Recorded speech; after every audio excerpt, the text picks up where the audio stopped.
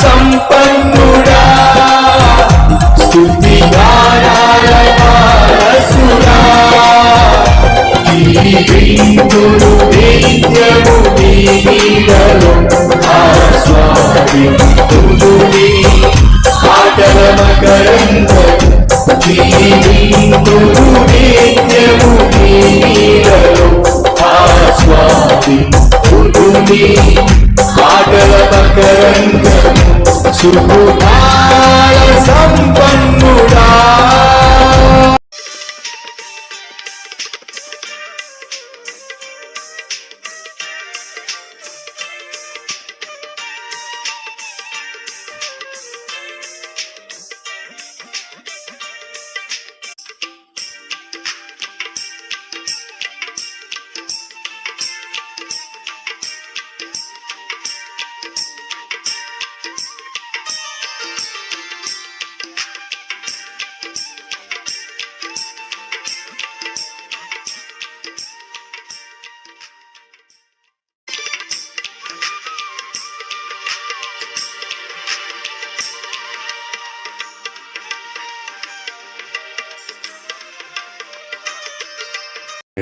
సత్యము లేకుండా సమాధానం సాధ్యం కాదు.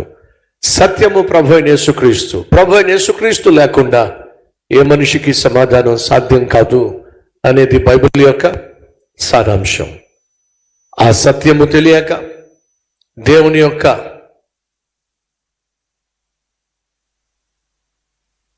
సన్నిధిని అనుభవించక దేవునికి దూరంగా జీవిస్తూ ఇష్టం వచ్చినట్టుగా బ్రతుకుతూ సృష్టికర్తను మరిచి సృష్టిని పూజిస్తూ నినివే పట్టణస్థులు ఇష్టానుసారంగా జీవిస్తున్నారు.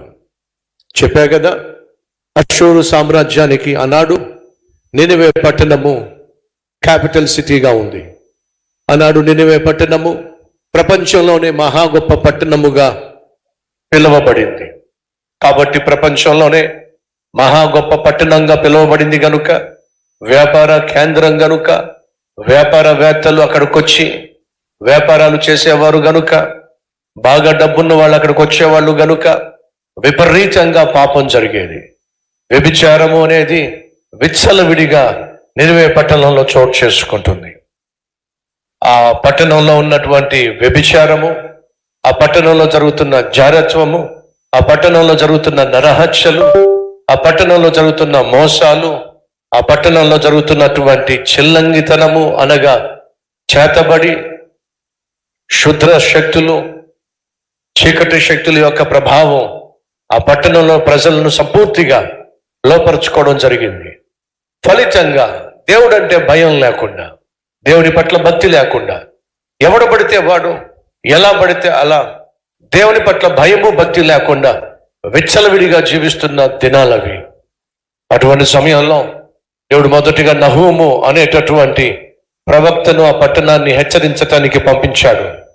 నినివే పట్టణమా, మీకు శ్రమ, మీరు చేస్తున్న పాపము పండింది, దేవుడు మిమ్మల్ని శిక్షించబోతున్నాడు. మీ పట్టణము మహా గొప్ప పట్టణమని, తిరుగులేని పట్టణమని, దుర్భేద్యమైన పట్టణమని, మమ్మల్ని ఎవడూ కూడా తాకలేడని, మా జోలికి ఎవడు రాలేడని, మమ్మల్ని ఎవరు ముట్టలేదని, మేము ఏం చేసినా చెల్లిపోతుందని మీ ఇష్టానుసారంగా మీరు జీవిస్తున్నారు. దేవుడు హెచ్చరిక చేస్తున్నాడు, దుర్గతి రాబోతుంది, దుస్థితి రాబోతుంది. ఎంత గొప్ప పట్టణం అయినప్పటికీ ఆ పట్టణాన్ని దేవుడు శిక్షించబోతున్నాడు అని నహూము తాను నినివే పట్టణస్థులను హెచ్చరిక చేశాడు. నహూము అనే ప్రవక్త చేసిన హెచ్చరిక నినివే పట్టణస్థులు అంగీకరించారా?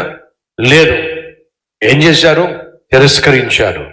సంగమా, దేవుడు మనల్ని హెచ్చరిక చేసినప్పుడు ఆ హెచ్చరికను అంగీకరిస్తే మంచిది. సామెతల గ్రంథం 29వ అధ్యాయము 1వ వచనం, ఎన్నిసార్లు గద్దించినను లోబడనొల్లని వాడు తిరుగు లేకుండా ఎలా అంట మెల్లగా తాయితీగా నాశనమగును అని ఉందో బైబిల్లో? లేదండి. ఏముంది? హఠాత్తుగా నాశనం అవుతాడు. అనగా దేవుడు సాధారణంగా నువ్వు చేస్తున్న పాపమును చూసి సడన్ గా నిన్ను శిక్షించే ప్రయత్నం చేయటం ఆయన ఉద్దేశం కాదు. ఆయన ప్రేమ కలిగిన వాడు, కనికర సంపన్నుడు. నువ్వు చేస్తున్న పాపాలు చూసి ఆ పాపములు పండినప్పుడు ఖచ్చితంగా శిక్షిస్తాడు. కానీ శిక్షించే ముందు నీకు ఒక వార్నింగ్ ఇస్తాడు, 2 వార్నింగ్లు ఇస్తాడు. ఆ వార్నింగ్లను పట్టించుకుంటే మంచిది. నహూము ద్వారా పాపిష్టి పట్టణమైన నినివే పట్టణానికి దేవుడు హెచ్చరిక చేశాడు, వినలేదు. అటువంటి సమయంలో వారిని దేవుడు శిక్షించవచ్చు. కానీ ఎంత దుష్టులైనా, ఎంత పాపిష్టి వారైనా నశించిపోవడం దేవునికి ఇష్టం లేదు. పోయిన వారం మనం చదివాం, దుష్టుడు తన దుష్టత్వంలో నాశనం కావడం నాకేమైనా ఇష్టమా? నాకేమైనా సంతోషమా? దుష్టుడు తన దుష్టత్వాన్ని మాని మార్పు చెందుటయే నాకు సంతోషం. ఈరోజు ప్రియ సహోదరి సహోదరులు, మనలో ఎవరైనా ఇంకా లోకానుసారంగా జీవిస్తున్నా, దేవుడు ఉన్నాడని తెలిసి, నువ్వు చేసే ప్రతి తప్పు చూస్తున్నాడని తెలిసి కూడా అదే తప్పు చేస్తున్నా, తెలిసి తప్పటడుగులు వేస్తున్నా, తప్పుడు పనులు చేస్తున్నా, దయచేసి ఇది దేవుని యొక్క చివరి హెచ్చరికగా భావించి నీ జీవితాన్ని దిద్దుకుంటే మంచిది. ఈ ప్రసంగాలు సామాన్యమే, సర్వసాధారణమే. కల్వరి టెంపుల్కి ఎప్పుడు వెళ్ళినా సరే అక్కడ హెచ్చరికలు చేస్తూనే ఉంటారు. ఇది సహజం.